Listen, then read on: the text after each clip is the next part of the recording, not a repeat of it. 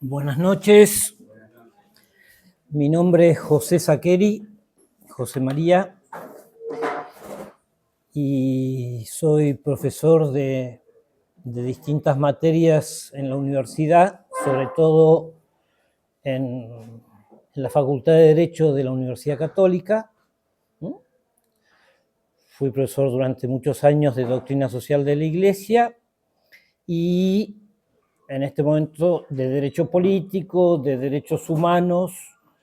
Esas dos materias las estoy dando en este momento, de introducción al derecho y de otras materias también. Gracias por la invitación, y la idea era hablar sobre los 100 años de la Quas Primas, que es una encíclica dada por el Papa Pío XI el 11 de diciembre de 1925. Justo este año, todavía no llegamos a diciembre, pero se cumplen los 100 años de esta encíclica, que es muy importante dentro de la doctrina social de la Iglesia, porque hace referencia a Cristo Rey. Cristo Rey del universo. Y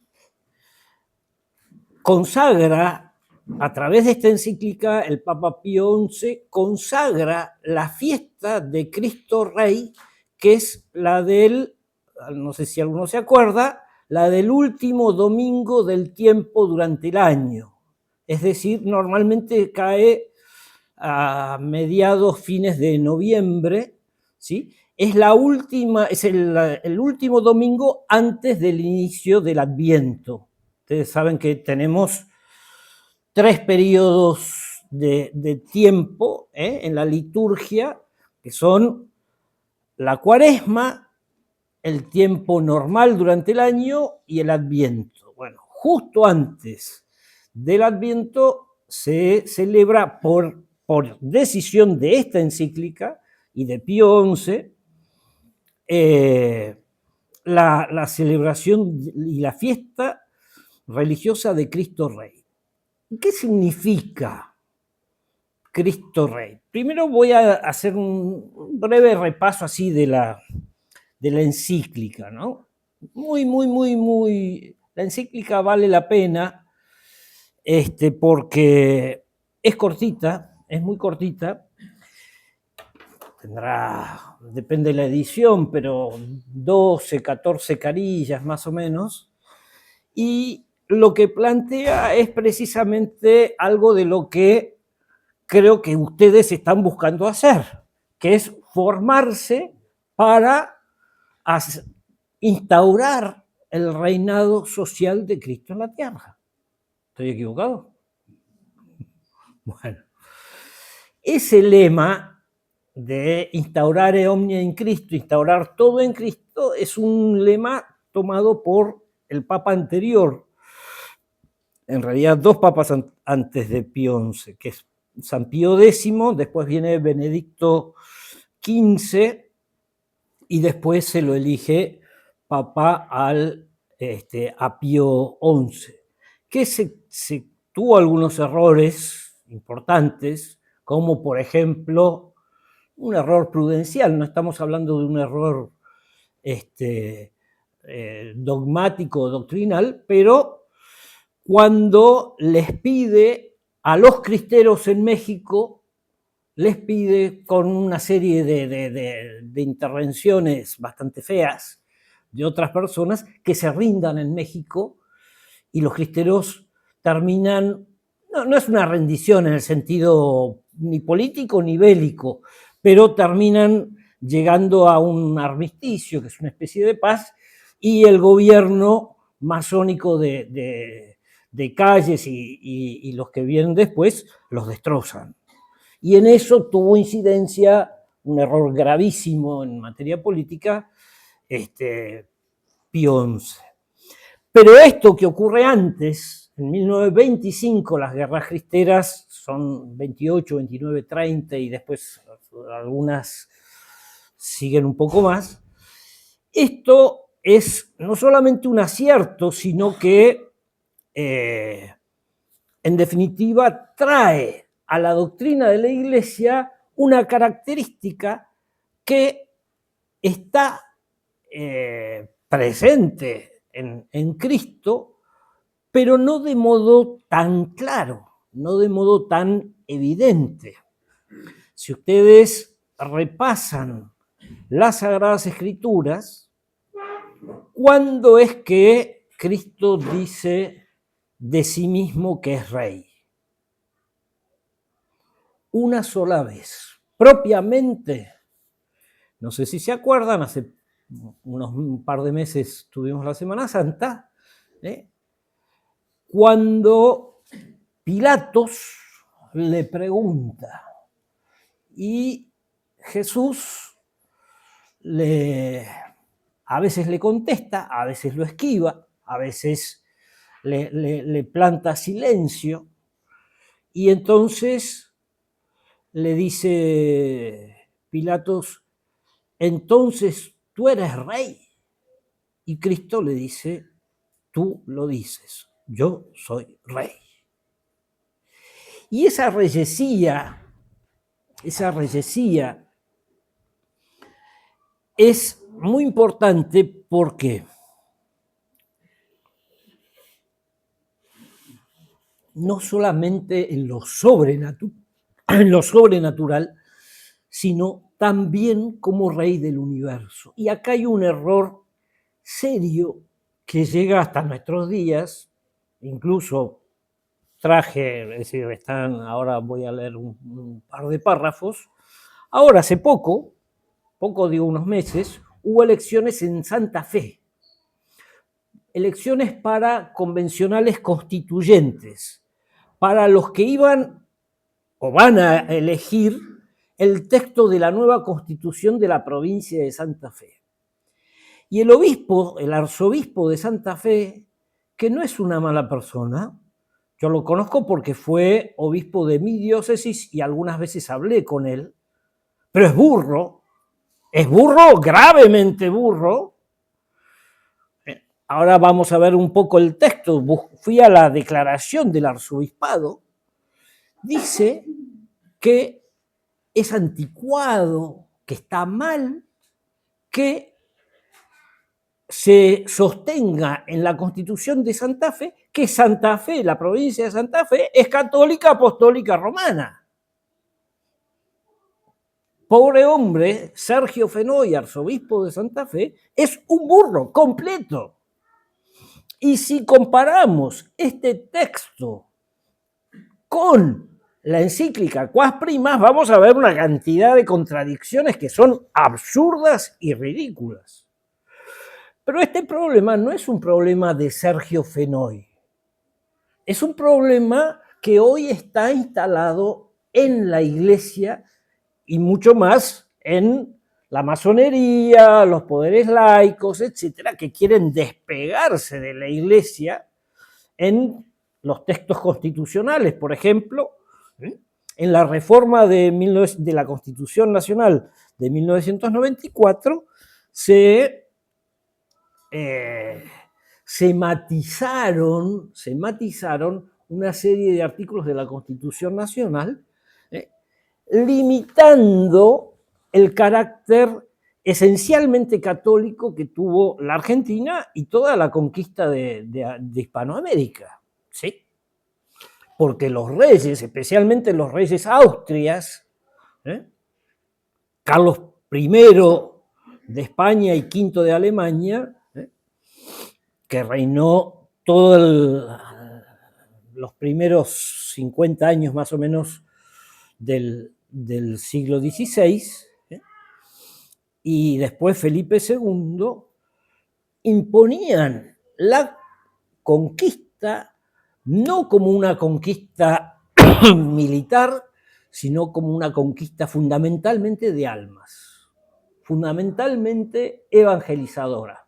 Hay un libro que lo explica Está lleno de libros que explican esto, pero un libro importante de Vicente Sierra. Vicente Sierra era un sacerdote, para mí, lejos el historiador más importante, aunque sea poco conocido, que se llama Más Menos. Por ahí no me acuerdo porque soy muy malo para los títulos de los libros, pero la evangelización en la conquista de América. Algo muy parecido a eso. Volvemos un poquito para atrás y volvemos al tema de la encíclica. Ustedes saben que este año se cumplen los 17 siglos del Concilio de Nicea. El Concilio de Nicea es el primer concilio de la Iglesia Católica y, entre otras cosas, muchas, pero entre otras, establece las verdades de la fe que se rezan en el credo niceno-constantinopolitano. El credo niceno, que es el credo largo, le decimos a veces, ¿no? Que dice, Dios de Dios, luz de luz, Dios verdadero de Dios verdadero, engendrado, no creado. Los sacerdotes pueden elegir qué credo rezan. A mí me gusta mucho más y lo rezo de chico, pero bueno, es una alternativa.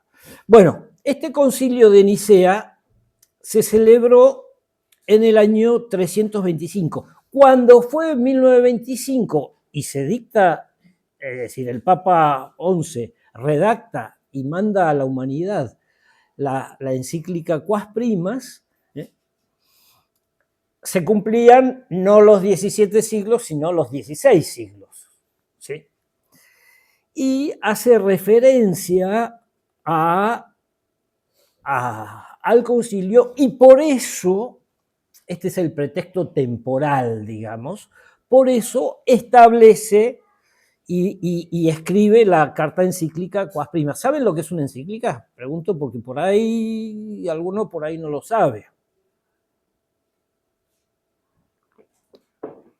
Una carta encíclica es una carta que escriben los papas normalmente para toda la humanidad, y la más conocida en materia de doctrina social de la Iglesia es la que se llamó Rerum Novarum de 1894. ¿Quién la escribió? Ahora que tuvimos elección del Papa León XIV, ¿quién la escribió?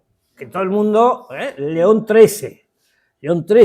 Y por eso muchos obispos en el mundo se escandalizaron, los sacerdotes se escandalizaron de que el nuevo papa haya elegido el nombre de León XIV, porque tiene que ver con León XIII, que es un papa que, si no recuerdo mal, murió en 1905, por ahí. No estoy 100% seguro, pero tuvo un pontificado relativamente largo, pero es un papa previo al Concilio Vaticano II, que tuvo que vérselas. Él sucedió a Pío IX, como le decían, tuvo que vérselas con la masonería. Es decir, la masonería había llegado, en definitiva, al gobierno de Italia, pero una Italia que no se sabía bien qué era, porque no era la Italia que conocemos hoy. Era una suma de reinos, una Italia muy distinta, no tanto en lo territorial, pero y los estados pontificios tenían una superficie muchísimo mayor que la del Estado Vaticano. ¿Sí? Eso lo tuvo que arreglar, conciliar Pío IX, que fue papa antes de León XIII, León XIII, perdón.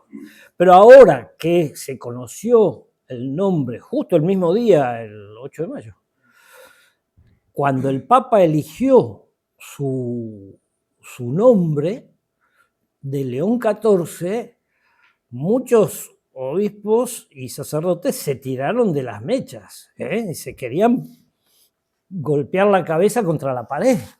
¿Por qué? Porque el Papa estaba eligiendo un nombre, y cuando se elige un nombre de pila para el Papa, que lo elige él, está recordando y trayendo al presente las obras del último que tiene el mismo nombre, es decir, en este caso, el Papa León XIII, que dictó esta encíclica Rerum Novarum de la que mencioné recién.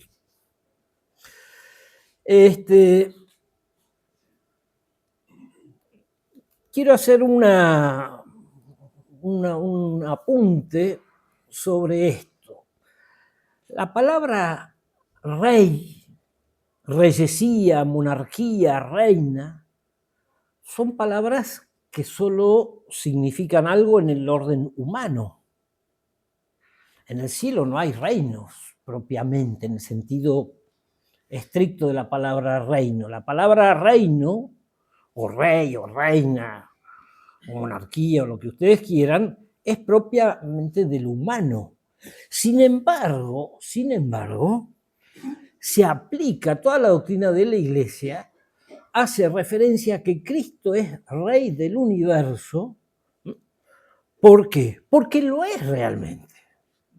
No solamente en una mirada teológica o sobrenatural, si se quiere, sino también en el orden de lo natural.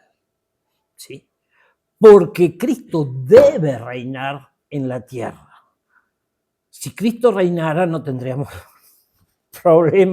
problemones infinitos que tenemos hoy en día. No tendríamos la cantidad de ladrones y bandidos que tenemos en los gobiernos serían bastante honestos, y el único problema serio serían los errores de los gobiernos y las catástrofes naturales, los terremotos, por decirlo, los más notables, o a veces alguna hambruna, alguna sequía, etc. Pero eso no es así.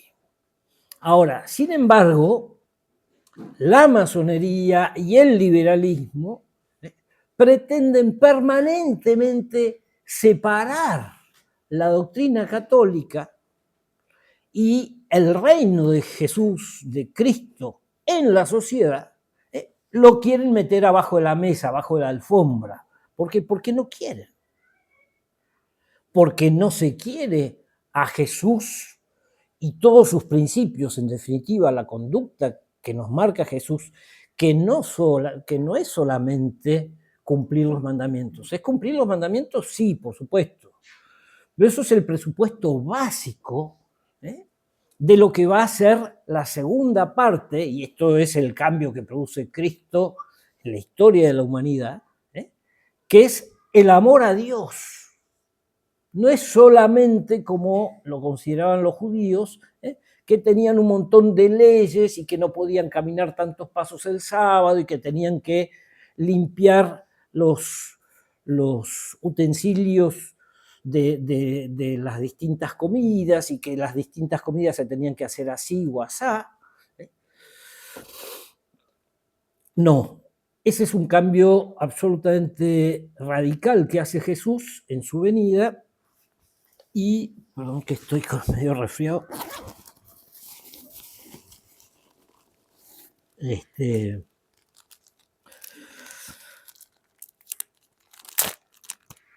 Y esto de el primado de Cristo no es solamente en el orden de lo sobrenatural, sino también en el orden de lo natural, especialmente en el ámbito de la política. Y ya en la segunda parte, la Es decir, la encíclica tiene 3 partes, básicamente. Menciona la realeza de Cristo y da determinadas categorías y adjetivos de la realeza de Cristo. El carácter de la realeza de Cristo lo describe en la segunda parte, y la tercera parte de la encíclica es la de la institución de la festividad de Cristo Rey. ¿Sí? Que ese es el sentido principal, o por ahí, si quieren, más urgente del Papa Pío XI al establecer, al redactar la carta encíclica. Si hay algún mate por ahí, agradezco. Pero bueno, gracias.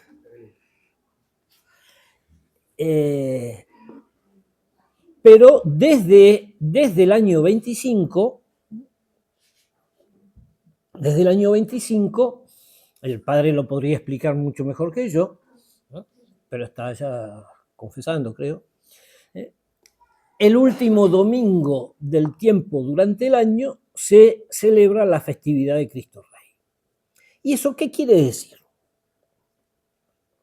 Eso quiere decir que Cristo y los principios cristianos, los principios de la doctrina católica, deben imperar en la sociedad. ¿Se entiende? ¿Qué significa esto? Que la sociedad civil, aún la judía o aún la agnóstica, aún la maometana o lo que fuera, debe manejarse con los principios cristianos. ¿Por qué?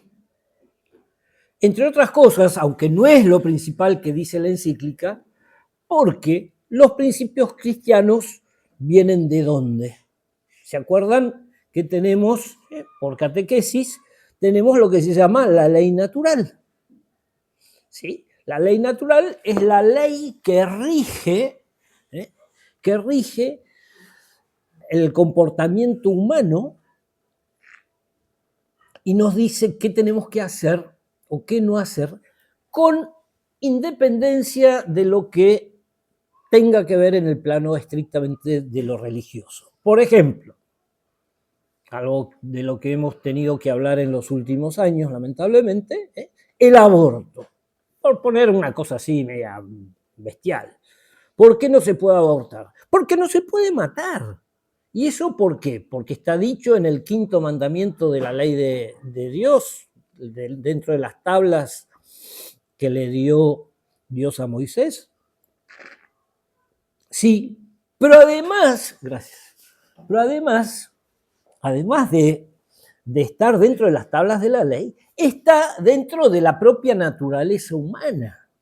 No solamente no podemos matar a un bebito en la panza de su mamá, sino que no podemos matar con un revólver a Nicolás, no solamente porque Nicolás es bueno, sino porque no debemos matar a nadie en principio, salvo que haya una serie de requisitos como la legítima defensa, una agresión debida, etc. Bueno, entonces, esta encíclica que les recomiendo en una o dos charlas, más que comentarla, haberla leído y analizar el alcance de lo que establece la carta encíclica, que es el imperio, el acto de imperio de la doctrina cristiana. Y acá, en la encíclica, hablan de los 3 poderes de Cristo, pero que son en definitiva también los 3 poderes que conforman el ámbito de la política, que es el legislar, es decir, lo que en la Argentina se llama poder legislativo, el juzgar, lo que en la Argentina se llama poder judicial, y la ejecución de los principios cristianos, que es lo que sería el poder ejecutivo nacional. Esos 3 atributos de la reyesía de Cristo le están dados, por un lado, en distintas citas, sobre todo del Antiguo Testamento, pero también en citas implícitas o no directas del Nuevo Testamento. Hay citas que hacen referencia al rey, pero directamente, que hagan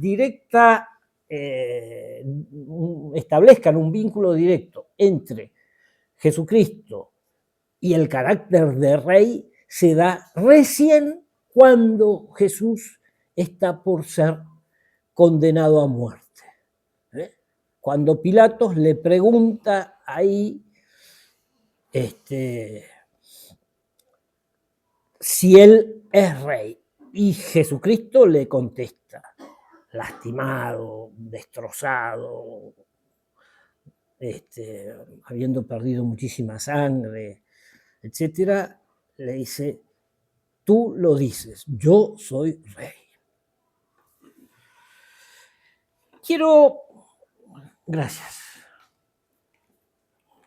Vine en un auto que entre otras cosas tenía la ventanilla abierta y yo me moría de frío, pero bueno. Quiero leer esto, que es un documento del Arzobispado de Santa Fe, para que se entienda el por qué hay un error conceptual profundísimo en este hombre, el arzobispo de Santa Fe, que no solamente se ve que nunca, pobre, leyó la Quas Prima, sino que mucho menos entendió el sentido. Tal vez la leyó cuando era seminarista, pero se la olvidó entera. Este es un documento que se llama Reconocer a la Iglesia dentro de la pluralidad sin privilegios. Sin privilegios. Es decir, está desconociendo este arzobispo que es un dogma de fe que es fuera de la Iglesia no hay salvación. Y esto es así. Fuera de la Iglesia no hay salvación. Se podrá alcanzar el bautismo de deseo implícito, etc. Hay una serie de cuestiones que las podríamos ver en una charla de catequesis, que ahora no podemos, pero este hombre no lo entiende y es arzobispo de Santa Fe. Este documento, que es un documento, no es que le pusieron el micrófono, a ver, monseñor, ¿qué opina? River o Boca, ¿quién metió el mejor gol? ¿O quiere? No es eso. No, este es un documento preparado y difundido, no recuerdo bien, a ver si tengo la fecha acá, creo que sí.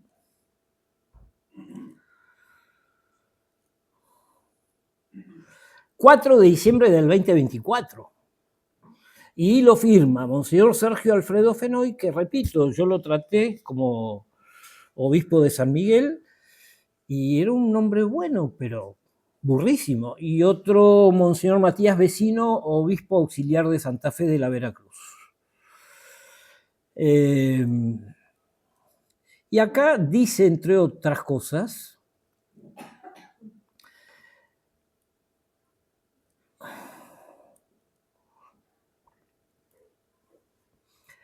la Constitución vigente, es decir, todavía está vigente porque no se reformó, no se terminó de reformar la Constitución de Santa Fe, vigente declara que, comillas, la religión de la provincia es la católica, apostólica y romana, a la que le prestará su protección más decidida, es decir, el gobierno de la provincia de Santa Fe le dará su protección más decidida a la religión católica, apostólica o romana, sin perjuicio de la libertad religiosa que gozan sus habitantes.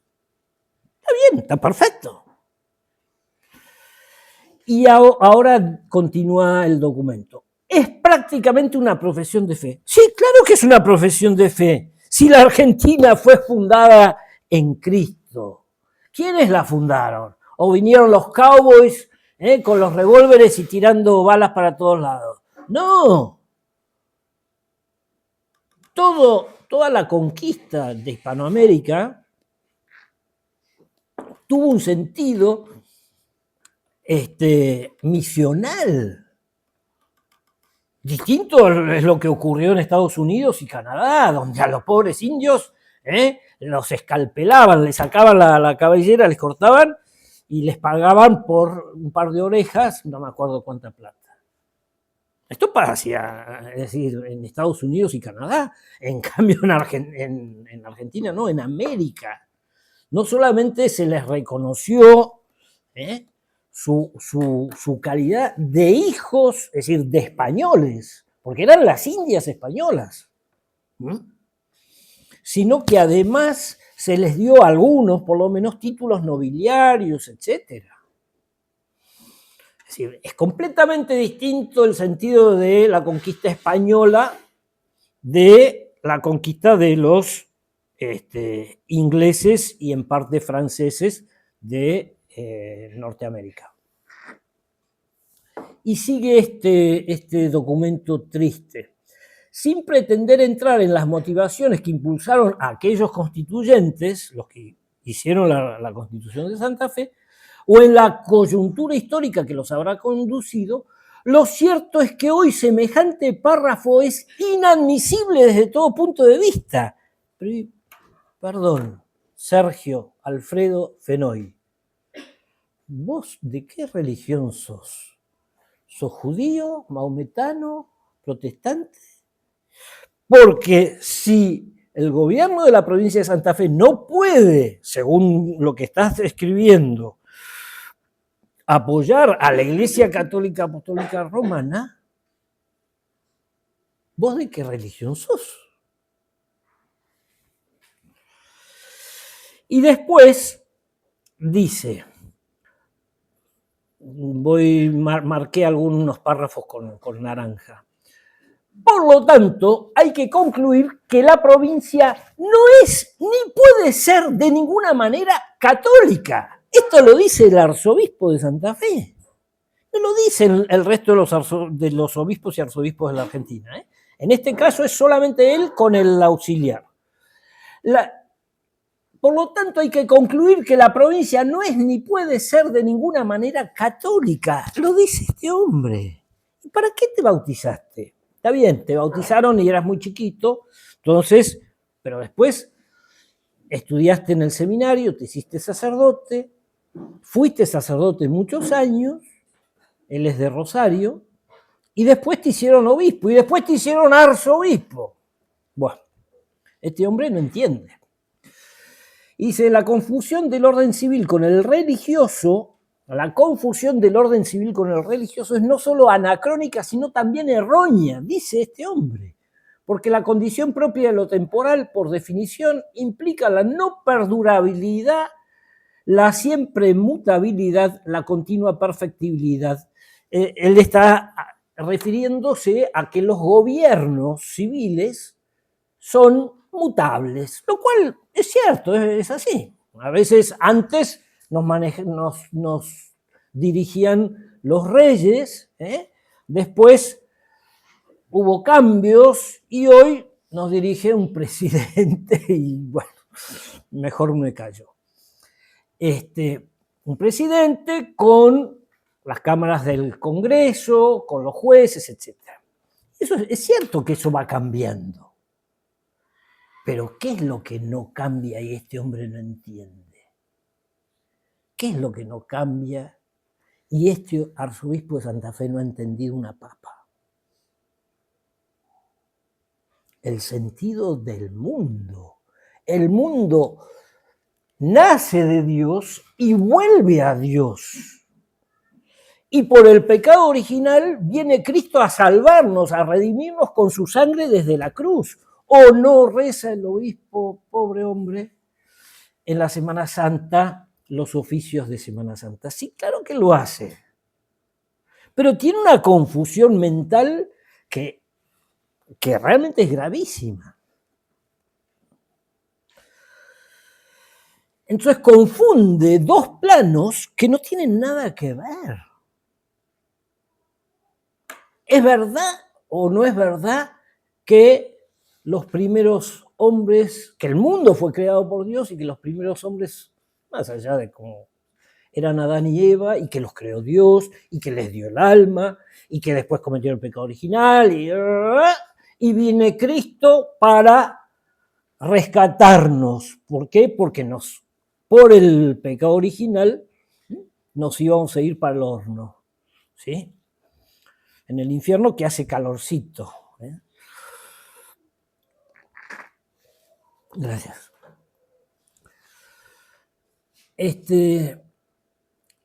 Y dice, en ese sentido, la religión nos enseña que ningún gobierno representa lo definitivo. No lo enseña la religión, lo enseña la naturaleza humana. Sabemos, por experiencia y por lo que es la historia, que los gobiernos humanos van cambiando a lo largo del tiempo. Y dice, y juega un papel saneador, profético, diríamos nosotros, frente a toda instancia de poder. Esta postura afirma que el Estado, después hace referencia al laicismo, ¿no? Que el Estado debería ser neutro en materia religiosa, que es lo que él está planteando. Critica el laicismo, pero es lo que él está planteando. Y él, unos párrafos más abajo, dice, entre los extremos de la confesionalidad, sacralidad, y la neutralidad del Estado, hay dos posibilidades intermedias. Ambas corresponden a la idea jurídica de secularidad. La libertad religiosa, que sostiene la paridad de todos los credos, es falso. La libertad religiosa no sostiene la paridad de todos los credos. La libertad religiosa permite que no se persiga y no se moleste a quien profesa una religión que no es la católica, que no es la verdadera. Eso es lo que es la libertad religiosa. Y después dice, y la libertad religiosa que reconoce la importancia histórica de la Iglesia Católica en la cultura y la identidad del pueblo santafesino. Ahí está reconociendo algo histórico, un aporte, como si la Iglesia no hubiese fundado los hospitales, las universidades, todas las instituciones que hacen al bien de la humanidad. ¿Quién lo formó? La Iglesia. Ahora, hace unos años se cumplieron los 500 años de la Universidad de Córdoba. Y los cordobeses, que son bastante difíciles en materia religiosa, bastante difíciles, los 500 años de nuestra universidad laica. ¿Quién la fundó tu universidad? ¿De qué estás hablando? La fundaron los jesuitas. ¿De qué me estás hablando? Lo que pasa es que después vino el Estado y se la apropió, se la guardó. Como hizo Bernardino Rivadavia, con la expropiación de todos los bienes de la Iglesia, se los afanó enteros. Se afanó miles de millones de dólares que valdrían hoy si los cotizáramos, y no le pagó a la Iglesia ni una monedita. No tengo acá una monedita chiquita, ni una monedita así le pagó. Bernardino Rivadavia, casi más chorro que Cristina, no sé, competirían. No, un negro ladino jodido. Y acá todavía los burros de los periodistas y de tantos políticos hablan del sillón de Rivadavia. Bernardino Rivadavia no fue presidente de nada, porque la Constitución es muchísimos años posterior a Bernardino Rivadavia. Es cierto que Bernardino Rivadavia se agarró un sillón que decía, le puso un cartelito presidente, pero sobre la base de una Constitución que nunca fue aprobada. ¡Nunca! Entonces, es una gran mentira la historia argentina, pero la historia de todos los pueblos, establecen leyendas que son grandes mentiras. ¿Cuántas veces han escuchado ustedes lo del sillón de Rivadavia? Cada vez que se habla de un presidente, muy cerca se habla del sillón de Rivadavia. No existe. Habrá existido un sillón sobre el cual se sentó Rivadavia, pero no es el del presidente. Nunca fue presidente de los argentinos Rivadavia. Pero son esos mitos que se instalan. A ver, hablando de chorro, Rivadavia hizo el empréstito más caro que tuvo la Argentina, y no sé, no digo el mundo, pero que fue el empréstito de la Baring Brothers, de la cual le pagaron a Rivadavia coima. Y Rivadavia firmó papeles como que la Argentina, en realidad era el gobierno de las Provincias Unidas en ese momento, se endeudaba por 1 millón de libras. ¿Y acá cuántas vinieron? ¿Cuántas libras en monedas? Más o menos 400.000. Firmó que se endeudaba por 1 millón de libras y vinieron más o menos 400.000. Bueno, volviendo al tema de las cuas primas y de este obispo, pero no es el único que está tan equivocado, en este último documento, en esta última parte del documento dice, haciendo una reflexión sobre el carácter importantísimo que tuvo la Iglesia Católica en la provincia de Santa Fe, dice, en la misma línea podría decirse algo acerca de la incorporación de los derechos fruto de las luchas sociales de los últimos tiempos. No hay que incorporar los derechos porque corresponden, porque eso es lo que corresponde, el derecho a la vida, por ejemplo, sino porque es el fruto de las luchas sociales. Es decir, léase básicamente las luchas alimentadas sobre todo por el marxismo. Es un burro. Y repito, lo he tratado, he hablado con él, es un buen hombre, pero no entendió nada. Y no entiende que la religión católica es la religión verdadera y que Cristo estableció eso por mandato divino, es decir, mandato de él mismo, porque Cristo es la segunda persona de la Santísima Trinidad. ¿Se entiende lo que estoy diciendo? Y que Cristo debe regir en la sociedad,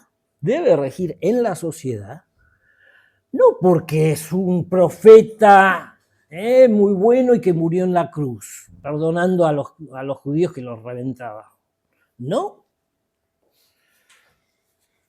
Jesús, bueno, es el líder de una religión y entonces por eso y por las luchas sociales tenemos que incorporar a la nueva Constitución de Santa Fe algunas menciones cristianas. Pero creo que tenemos que hacer también una reflexión un poco más actual, que es la siguiente. ¿Qué tiene para decirnos este documento, esta carta encíclica, escrita en 1925, hoy en el 2025? ¿Qué es? Bueno, porque hace 100 años y hagamos una torta, pongámosle 100 velitas, soplemos las velitas, cantemos feliz cumpleaños. Eso, no. Cristo nos tildaría de, por lo menos, de gansos, así, lo más suave. Lo más suave que nos diría sería, muchachos, no sean tan gansos. Te acepto, no sean tan gansos. ¿Qué es lo que nos diferencia en el plano de lo estrictamente político, de lo civil, a los católicos de... Bueno, gracias. Me quemo un poquito más.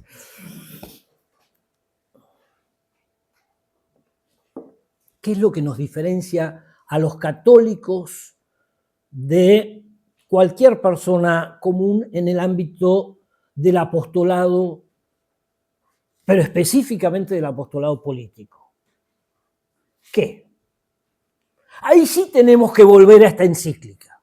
Por eso les sugiero que la lean, está en el texto en internet, esta versión que yo saqué es la del Vaticano, así que... ¿Por qué?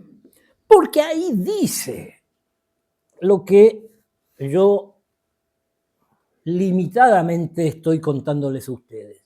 Dice, Cristo es Rey del universo. Y eso lo ha sostenido la Iglesia siempre. Pero desde 1925 tenemos una fiesta específica y ahí a veces los sacerdotes fallan. Los que no tienen buena formación, como falla este obispo. ¿Por qué?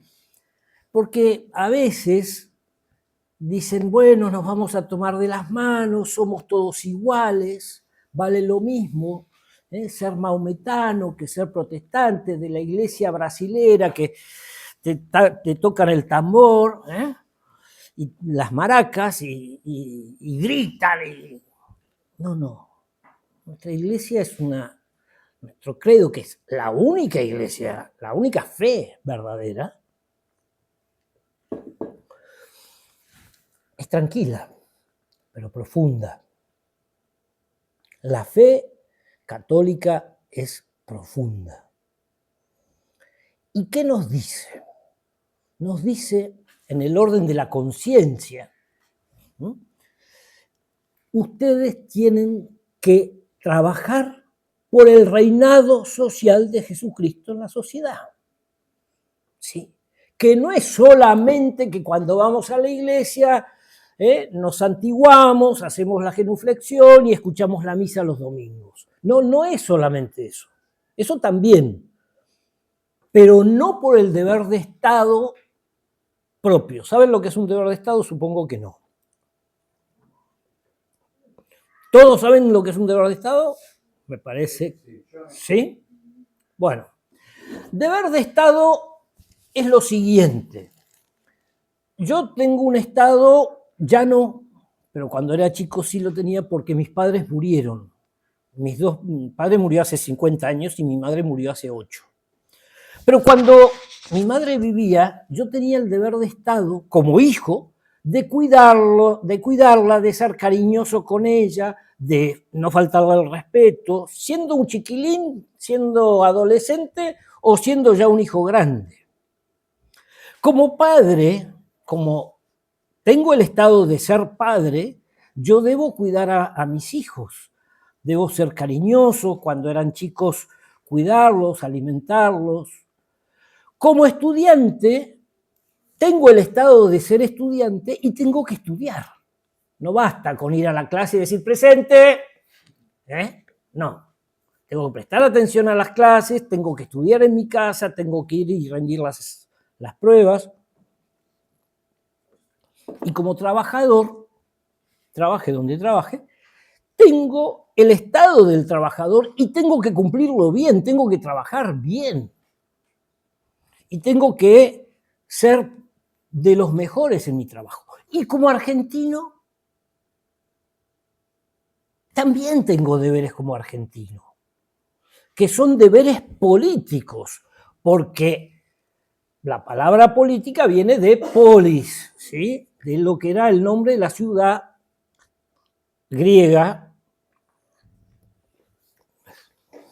Y en lo político es que vamos a lograr una mejor administración, un mejor gobierno, para que precisamente los gobernantes nos lleven a Dios, pasando primero por el bien civil, ¿sí?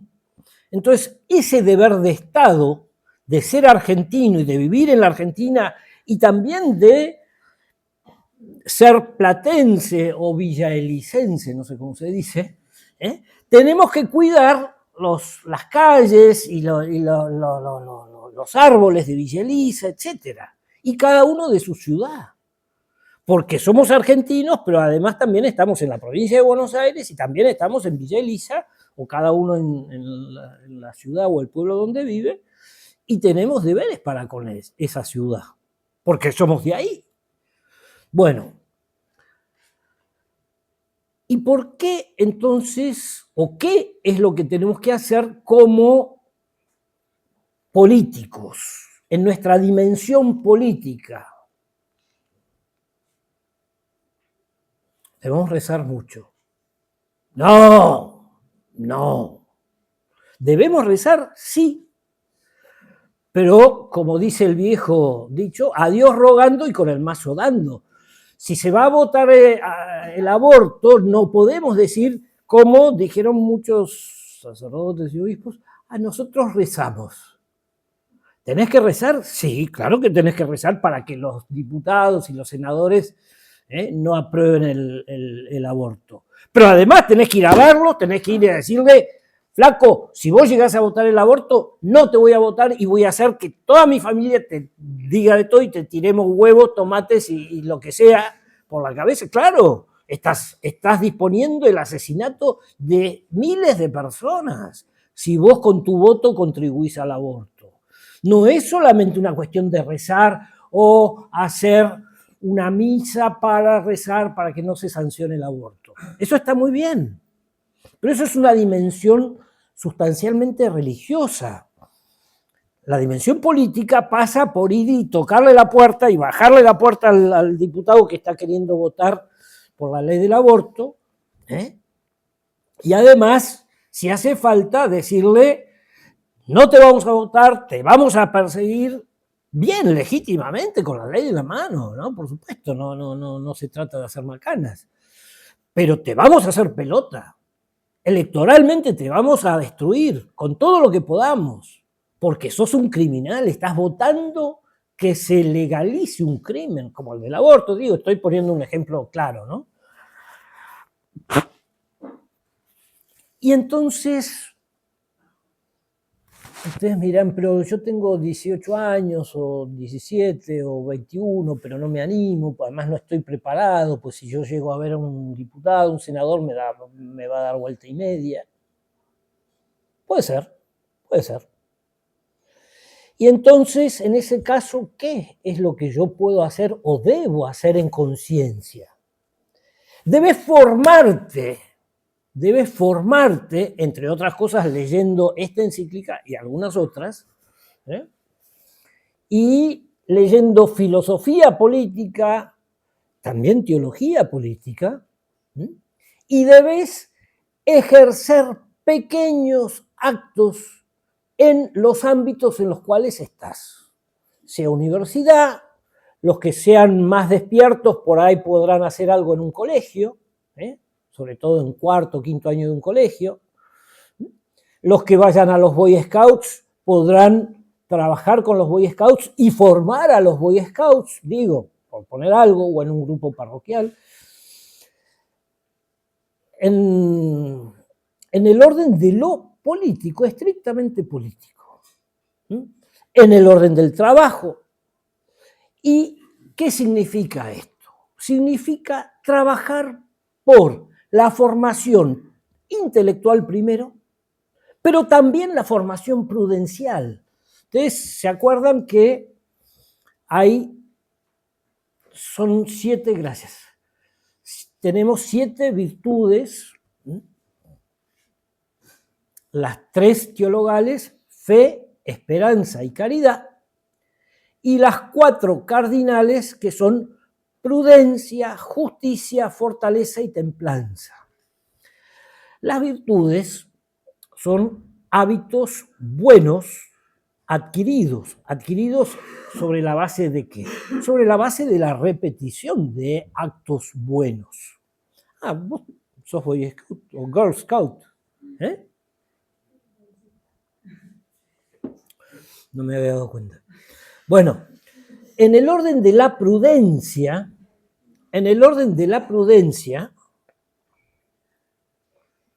la prudencia no se puede estudiar en los libros, o mejor dicho, sí se puede estudiar en los libros. Pero ¿cómo se la adquiere? ¿Cómo se adquiere la prudencia? Se la adquiere ejerciéndola y muchas veces equivocándose. Porque cuando decimos, por poner un ejemplo, llevamos al profesor Pérez a dar una conferencia al colegio o a la universidad o a la parroquia, ¿es un acierto o es un error? Bueno, el profesor Pérez es muy bueno para esto, pero también a veces se equivoca en lo otro. Y bueno,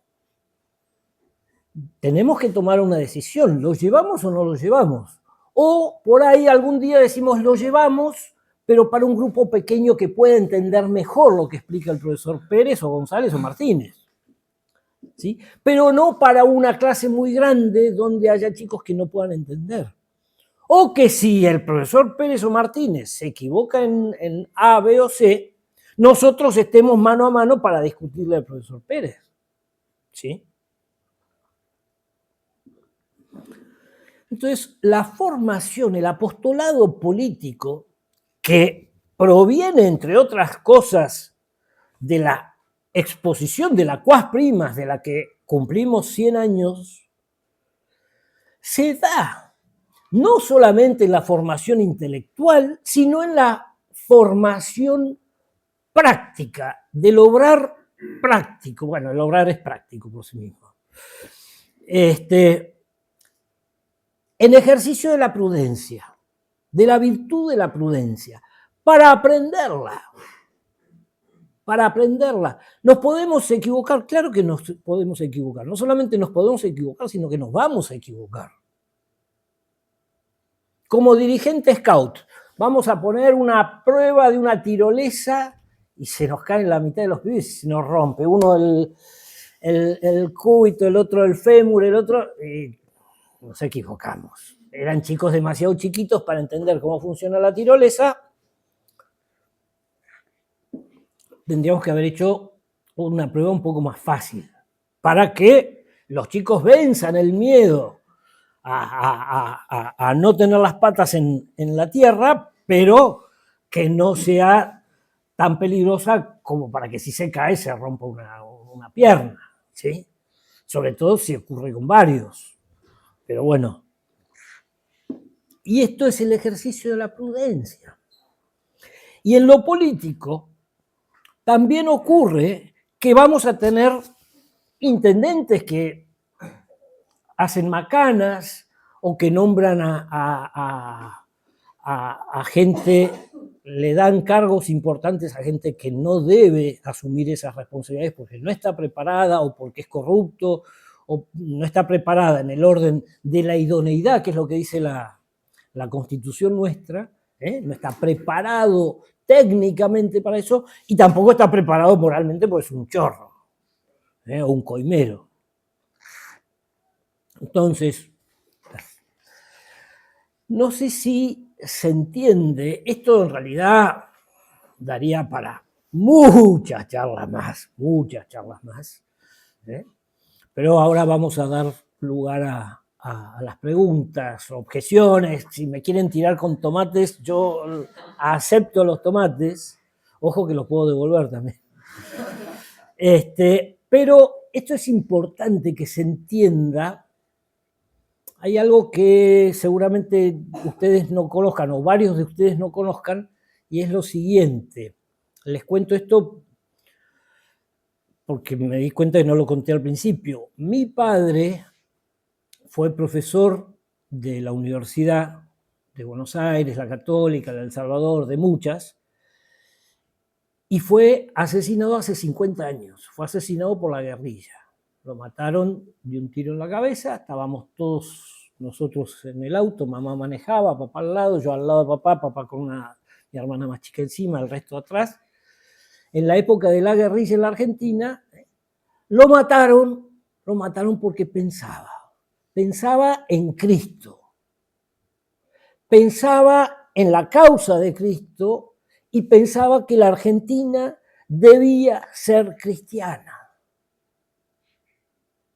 Y en aquellos años, que por ahí seguramente ustedes no conozcan en detalle, por lo menos los más chicos, en aquellos años decir la verdad a veces tenía este precio, que te mataran.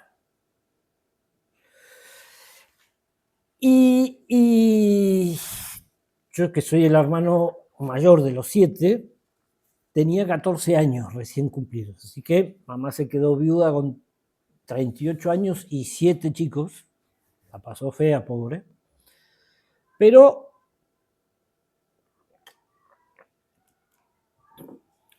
papá, en distintas conferencias, artículos, algún libro también, plantea este tema del apostolado en la política. Y en aquellos años llega a anticiparse a su propia muerte. Un año y monedas, un año y 2 o 3 meses, y llega a decir, si los argentinos no estamos dispuestos a dar nuestra sangre, Argentina será marxista y no católica. Eso lo dice un año y medio, un año y 3 meses más o menos, antes de que lo mataran. Y este apostolado en la política es muy importante que lo entendamos. Y que lo entendamos de algún modo, distinto de lo que es el ejercicio liso y llano de la fe católica. Porque no todas las personas, aún siendo católicas, tienen que dedicarse a lo político, porque no todos están preparados para eso.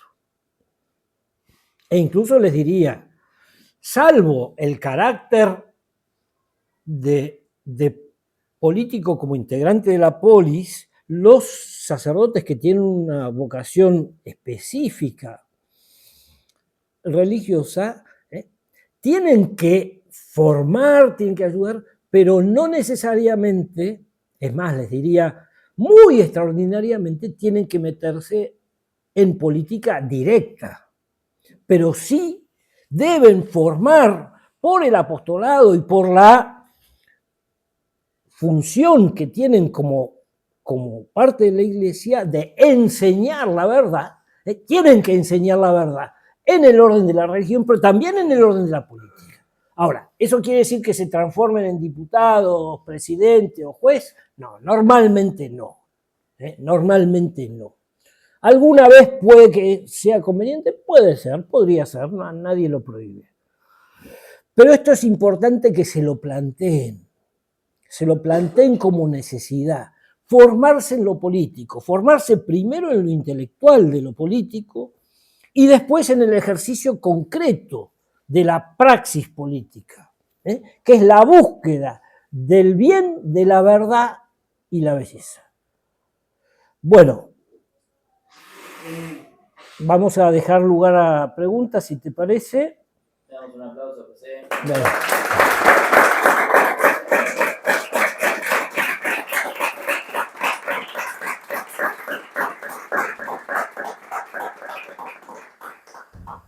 Y ahora sí, ¿te quiero preguntar? Preguntas, objeciones, tiren lo que venga.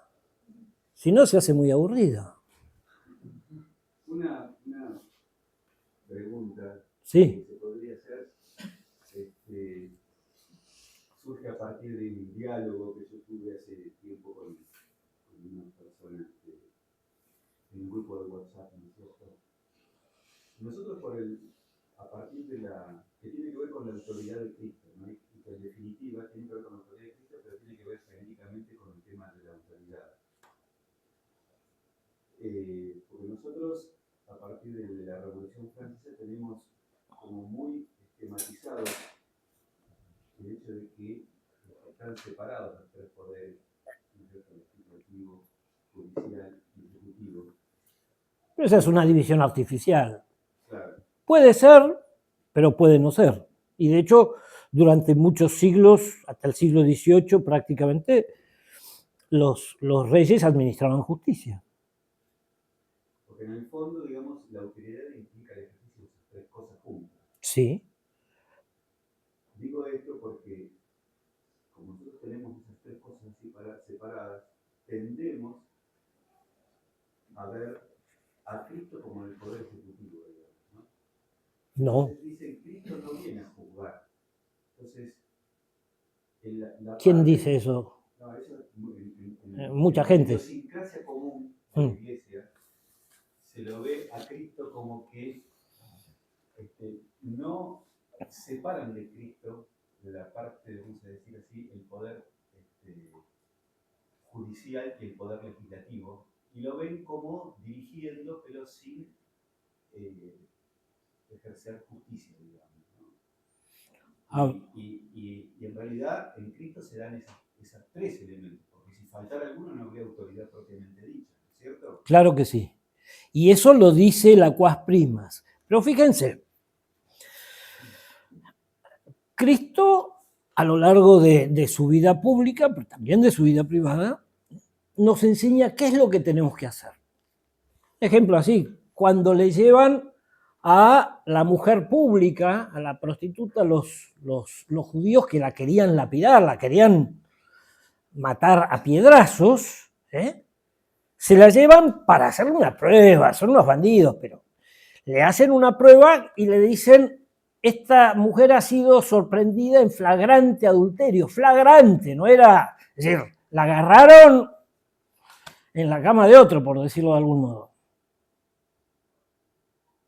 ¿Qué tenemos que hacer? Entonces Jesucristo no les contesta, no les contesta. Y finalmente, como insisten, escribe en el piso: el que esté libre de pecado, que tire la primera piedra, porque estaba ordenado lapidar a la mujer que se portara mal en ese ámbito. Estaba mandado, según algunas leyes judías, y a la vez es verdad que no estaba bien lo que había hecho la mujer. Sin embargo, Cristo ahí, en ese momento, enseña, juzga a la mujer y no le dice: vos estuviste muy bien. Le dice, cuando los otros se van yendo y no quedan nadie más que Cristo con la mujer, le dice: mujer, ¿dónde están los que te condenan o los que te acusan? No había nadie. Y entonces le dice: vete y no peques más. Vete y no peques más. Y en ese no peques más, cuando le dice vete, está juzgando. Le dice: te podés ir porque no están los que te acusan. Y además le dice: yo tampoco te acuso. Ahora, le dice: andá y seguí metiéndote en casa. No, le dice: vete y no peques más. Es el primer ejemplo que se me cruzó en la cabeza. Pero en este caso, y en muchos otros, ejerce los tres poderes. Enseñar, cuando escribe en el piso, les está enseñando a los judíos: es cierto, lo que hizo esta mujer no está bien. Pero ojo, antes de tirar una sola piedra a esta mujer, pensá bien en lo que vos hiciste. La juzga y le dice: ¿dónde están los que te condenan? Y ejecuta y le dice: vete. Y en el no peques más vuelve a la parte de enseñanza, ¿sí? Entonces, las tres funciones, por decirlo de algún modo, del poder, que están separadas sobre todo a partir de Montesquieu, porque eso en la doctrina política anterior a Montesquieu, y Rousseau, si quieren, etcétera, pero eso es a partir del 1700 y pico, no estaban separadas. Y los reyes cumplían, en definitiva, a veces más, a veces menos, con las tres funciones. Mandaban, combatían las guerras, eran jefes de sus ejércitos, pero también juzgaban a los señores que se portaban mal con sus súbditos, y también decían qué es lo que hay que hacer y por tanto legislaban. Y eso ocurrió en distintos pueblos con distintos matices, etcétera, pero ocurrió hasta el siglo XVII y todavía sigue ocurriendo en algunos lugares del mundo. ¿Sí? No sé si está respondida la pregunta, pero esa división en la que los periodistas, que son los ignorantes por antonomasia, porque no solamente son ignorantes, como la mayoría de nosotros, sino que encima presumen de saber, con lo cual multiplican su ignorancia. Entonces vienen y nos dan cátedra. Y son tan burros como nosotros o a veces peores. Pero como no saben ciencia política, filosofía política, se agarran de 3, 4 pavadas que escucharon por ahí o leyeron por ahí y la repiten y la repiten y la repiten. Pero eso es muy moderno. Eso tiene apenas 250 años. Y además está llevado, exaltado a la realidad por la Revolución Francesa. ¿Qué fue la Revolución Francesa? La Revolución Francesa, ¿alguien se acuerda de las tres palabritas que decían como lema? ¿Y qué hubo de eso en la Revolución Francesa? ¡Nada! Fíjense que es casi como la bomba atómica, pero de 1789. ¿Qué hicieron estos yanquis que inventaron la bomba atómica? En realidad hay discusiones sobre quién la inventó, etc. Pero los yanquis son los primeros que la tiran en Japón, ¿no? El 6 de agosto del 45 en Hiroshima y el 9 de agosto del 45 en Nagasaki. No, primero en Nagasaki. Nagasaki es primero, ¿no? Nagasaki es primero. No, Hiroshima y Nagasaki. Hiroshima es la primera. Bueno, ¿qué hicieron? Hicieron lo mismo que hizo el señor Guillotín. Porque había un señor que es el que inventó la guillotina que se llamaba no sé cuánto Guillotín. Un franchute que se le ocurrió, le preguntaron, che, flaco, ¿cómo podemos hacer? Porque además las balas eran muy caras en esa época. No eran como hoy que uno va a la ferretería, compra una caja de balines, o antes, yo he comprado en ferreterías cajas de 22. Yo he comprado cajas de balas 44-40, que eran las del Winchester. En una ferretería, a ver, ¿cuánto sale? 10.000 pesos. Me daba la caja de balas así. Y al señor Guillotín lo contrataron para ver de qué modo podía matarse más franceses, sobre todo católicos, con menos balas y de un modo más rápido.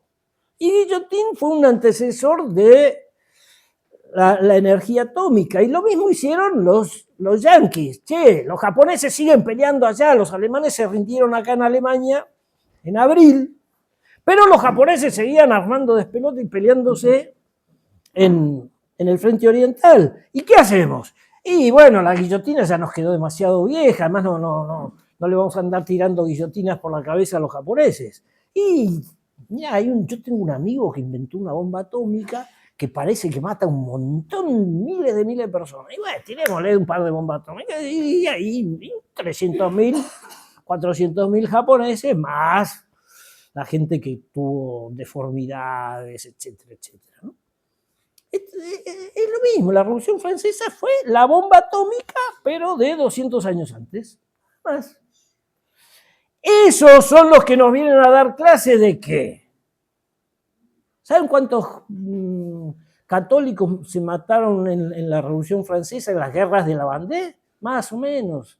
Se calcula que 500.000. Pero además ocurre lo siguiente. El genocidio de la Revolución Francesa está absolutamente documentado. No es el primer genocidio de la historia, pero sí es el primer genocidio documentado. Y los franceses que vienen acá y dicen, sí, liberté, liberté. Un pedazo de hijo de perra. ¿Pero de qué me estás hablando? ¿De qué me estás hablando? Si vos inventaste la guillotina. Y no inventaste la bomba atómica, pues no tenías físicos tan inteligentes como para inventar la bomba atómica. ¿De qué me hablas? Otra objeción que planteamos que no se puede decir que Cristo debe reinar, debe ser rey de la sociedad, porque él dijo que mi reino no es de este mundo. A ver, lo esencial de su reino no es de este mundo, es cierto. Pero eso no quiere decir que la ley natural que es la impuesta, la impresa por Dios en el hombre cuando lo crea, es la misma ley que sostiene la doctrina católica. Con lo cual, es cierto que en lo esencial el reinado de Cristo es un reinado sobrenatural. Es cierto, no es falso. Pero también es cierto que gobernándose conforme la ley natural y la doctrina cristiana, se va a llevar a la sociedad y a los ciudadanos de mejor modo y en mayor cantidad al paraíso, al cielo, a la vida eterna. No es decir, lo esencial del reinado de Cristo es sobrenatural. Eso no es falso. Pero también es natural. Y la gracia supone la naturaleza. ¿Sí? ¿Saben lo que quiere decir esto? Que la gracia supone la naturaleza. Para que podamos alcanzar lo sobrenatural, primero debemos cumplir con lo natural. Nos sirve decir recemos, o que la monjita, por ejemplo, la monjita cocinera tiene que cocinar, esa es su función. Le asignaron y es la monjita cocinera del convento. Entonces la monjita se pasa todo el día rezando y se le queman todos los guisos y la carne se le seca y se le pone horrible. No, vos tenés que cocinar, también tenés que rezar. Pero cuando tenés que cocinar, cociná y no que se te quemen los guisos. Y así un poco con todo. Preguntas, cascotazos. Allá, a ver. Sí. ¿Qué me recomienda para como fuentes o para buscar y empezar a formar para tener una buena formación política? Hay varias cosas, muchísimas. Podríamos estar 2 días hablando de esto. Pero, ¿qué edad tenés?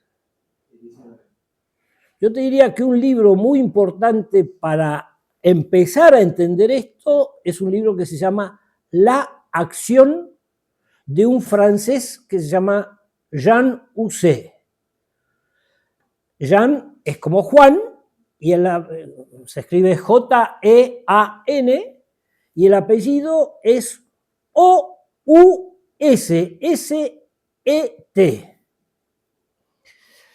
Ese libro, en realidad, al principio, era la segunda parte de un libro que se llama Para que él reine. Fíjense que este franchute, hay franchutes bandidos, pero también tienen tipos brillantes. Y este libro, que con el tiempo logró separar él, era una parte de un libro más gordo que se llama Para que él reine, para que Cristo reine en la sociedad. Es un buen libro que con 17, 18, 19 años se puede entender perfectamente y conviene meditarlo, leerlo de a capítulos, que son capítulos cortitos, de 10, 12, 18, 20 páginas, una vez por semana. Si alguna vez quieren, lo hacemos por Zoom. No les digo de venirme siempre acá, pero si quieren verlo, podemos armar, invento los jueves a las 7 de la tarde, y hacemos una hora y media, y previo, durante la semana, fueron leyendo lo que decía ese capítulo, 10, 12, 15, 20 páginas, y además anotando los comentarios que les aparecían en su cabecita, o las dudas, o las preguntas, o lo que fuera. Eso es muy importante. Para que él reine también es un libro un poco más liviano, pero también muy importante. Después, en el orden de la formación filosófica, no hay como los clásicos. Aristóteles, Platón, Santo Tomás de Aquino. Formarse en doctrina social de la Iglesia. Mi papá escribió un libro que se llama El orden natural, que si lo buscan lo van a encontrar en internet, el texto. Lo pueden comprar en Capital, acá no sé si se vende. ¿Está acá? Bueno. Y parece sencillo, no es tan sencillo como parece, pero son pequeñas lecciones de 4, 5, a veces 6 páginas, pero son densas en el sentido que las tenemos que pensar y estudiar y analizar, y si podemos encontrar a alguien que nos guíe para entender mejor, también. El sentido de la historia. ¿Por qué a veces ocurren hechos rarísimos? Y conocer a los enemigos de la Iglesia. No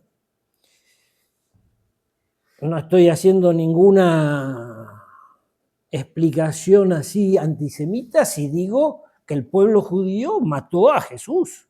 Jesús era judío, ¿eh? Ojo, Jesús no era musulmán, no era católico, no era cristiano. Jesús era judío y lo mataron los judíos.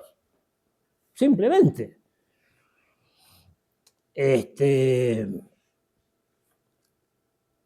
Y tener una base de catequesis es importante. Especialmente de catequesis moral. ¿Por qué? Porque son las reglas de cualquier deporte. ¿Qué pasa si en un partido de fútbol Messi, estando en el área contraria, agarra la pelota y se mete con la mano y se mete en el arco contrario? Tenía todo para patear y meter el gol, pero se equivocó, pensaba que estaba en el juego del rugby, agarró la pelota con las manos y no sabía las reglas. Y en el orden moral manejar las reglas es muy importante. Y a la vez, después, ya una vez que manejemos el orden moral, también crecer en piedad y en el orden de la teología para poder ser cada vez más santos. Porque eso es lo que nos pide Dios. Si quieren ahora que creo que vamos a hacer una charla un poco más así personal, explico más, pero para contestar la pregunta me parece importante. ¿Qué más? Una pregunta respecto al tema de la declaración del arzobispo que vos leíste. Me cuesta creer que él ignora todo el tema del reinado social de Cristo. Entonces la pregunta viene, ¿es un burro, como dijiste vos, o hay una mala intención o una intención que no es la que le correspondería a él dar de su cargo y como pastor de... Te contesto. No me acuerdo cuántos años, pero fue varios años obispo de ahí de San Miguel, y yo lo he visto en distintas ocasiones siendo un tipo creyente. Es decir, hay obispos que lamentablemente han dejado de creer, de verdad. Es triste, pero es así. Este hombre creo que cree. Ahora, el nivel de burreidad, de ignorancia que tenemos en la Iglesia, ¡ay, madre! Es enorme, es enorme. Pero no es funcional, porque es una declaración política que no tendría necesidad de hacer. Por supuesto, pero es una declaración intermedia, es política, pero también es religiosa. Por eso, pero podía no haberse... Hubiese sido, lo mejor hubiese sido que no dijera nada, que no escribiera nada, en lugar de escribir esta animalada. Ahora, ¿qué es lo que ocurre? Muchas veces, esto ocurre y ha ocurrido a lo largo de la historia de la Iglesia y de la historia de la humanidad. Muchos obispos lo llaman a Pepito, que es profesor de Derecho Constitucional, y le dice, che, explícame, ¿cómo es esto? Y entonces le compran el verso a Pepito, y Pepito es un bandido o es otro burro, tanto o más burro como que él. En este caso, por supuesto que es gravísimo lo que hizo él. Por supuesto, porque no debió haber escrito nada. Si iba a escribir esta porquería, no debió haber escrito nada. Ahora, ¿que hay burros? Hay burros, sí, claro que sí. Y de hecho, todos conocemos sacerdotes, obispos y a veces hasta algún papa que dicen alguna burrada. Por suerte, los papas normalmente no lo dicen ex cátedra, con lo cual, si es más de Boca o de River o de Racing, a mí me importa tres pitos, está hablando de fútbol, que diga lo que se le dé la gana. Pero a veces dicen algunas burradas en materia de fe o de costumbres. Pero la ignorancia es enorme. La ignorancia es enorme. A mí me ha tocado, y a mucha otra gente, papá lo hizo, papá escribió un libro cuando tenía 35, 36 años, que se llamaba La Iglesia Clandestina. Y explicaba cómo en la iglesia, sobre todo en la iglesia católica, pero también en parte de la iglesia de distintas partes del mundo, se estaban produciendo infiltraciones de marxistas que se metían en la iglesia. Esos ya mucho más jodidos, mucho más perversos, mucho más cínicos. Es decir, se metían para, como sacerdotes o como obispos, decir burradas. Esto es parte de eso. ¿No?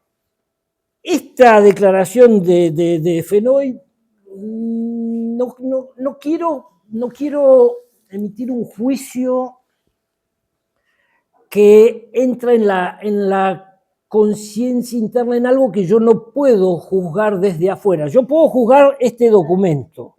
Yo no puedo saber qué es lo que pasó por Fenoy cuando escribía o se juntaron con dos o tres curas y algún profesor de historia o de política o de lo que fuera, y Fenoy decía, no, pero quiero escribir algo torcido. Yo eso... La cuestión de la pluralidad Es una burrada, sí, claro.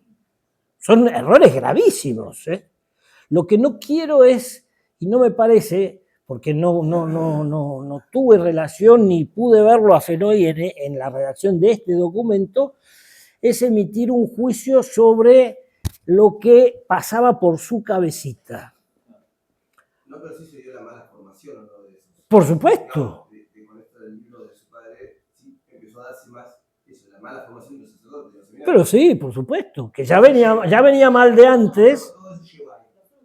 Sí, claro que sí. Sí, por supuesto. Sí. Esa infiltración llevó a la mala formación y la mala formación llevó a ella. Sí, pero no es solamente la infiltración, ¿eh? No es solamente la infiltración. A veces es la pereza, a veces es no tener que estudiar, y bueno, viste, como mañana tenemos examen de matemática para llevarte la computadora así en el celular y cuando la maestra se va afuera me copio. También es eso. Es decir, no es solamente el perverso que está trabajando específicamente para lograr el mal. Como, por ejemplo, hubo un obispo que era masón y se descubrió, se llamaba Bugnini, Aníbal Bugnini, se descubrió de casualidad, pues se dejó un portafolio, era como las mochilas de hoy, con documentos que hablaban de que era masón. Y Pablo VI, estamos hablando del año 75, Pablo VI lo mandó denuncio a Irán, que era como mandarlo a los hornos, como lo mandaron al pobre Monseñor Aguer, que lo mandaron a los hornos cuando recién salió de arzobispo de La Plata. ¿Qué? más o menos por donde está el padre. Bueno. En los hornos estaban también los que lo mataron, algunos por lo menos de los que lo mataron a cabezas. Pero no es solamente por maldad.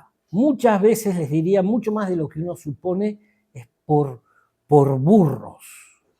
Burros mezclados. Esos burros, se pueden dar la condición de ser burros y obispo gracias a que ya se modificó todo. Si no, no hubiesen... Sí, claro que sí. La iglesia no hubiesen llegado a ser...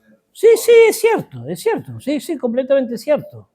Pero hay pensadores que vienen pensando muy mal desde hace muchos años, cientos de años, algunos y otros 100 años, 120, 130, 60, 70. No pensemos solamente en la intención pérfida, sino también veamos la realidad. Y la realidad es que yo tengo un amigo que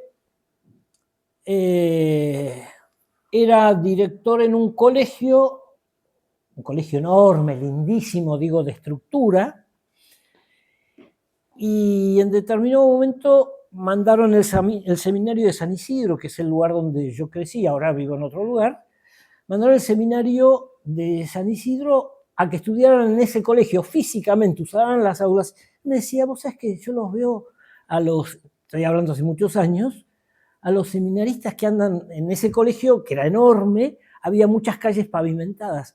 Andaban en skate, ustedes no saben lo que es el skate, pero esa patineta con rueditas. Seminaristas paveando, por no decir otro verbo, en skate. Pero ¿cómo tenés que estudiar para ser sacerdote? No podés, porque además en ese colegio había barrancas, entonces se tiraban por las barrancas. Estúpidos, y este los veía haciendo esas pavadas. Porque si te toca jugar al fútbol, vamos a jugar al fútbol, pero no hacerte la rata de las clases del seminario para ir tirarte con una patineta. Es decir, se mezcla, el ser humano es una máquina de mezclar cosas. Por supuesto que hay gente que ha sido perversa y algunos que lo siguen siendo. El cardenal McCarrick, que todavía vive, armó una organización de maricones dentro de la iglesia. No solamente sacerdotes, obispos y cardenales, maricones. Y lo hizo. Y además, dentro de eso, él es el que sabemos. Perverso, para juntar poder. Pero bueno, algunos otros, nada, la carne es débil. Pero bueno, es decir, influyen una cantidad de factores importantes. Entonces, seamos también respetuosos en nuestros juicios. Si tenemos certeza moral, sí, pero si no tenemos certeza moral, seamos cuidadosos. ¿Preguntas? ¿Más preguntas? ¿Huevos podridos? No me tiraron ninguno todavía. ¿Tomates? Tampoco. Bueno, le damos otro aplauso a José.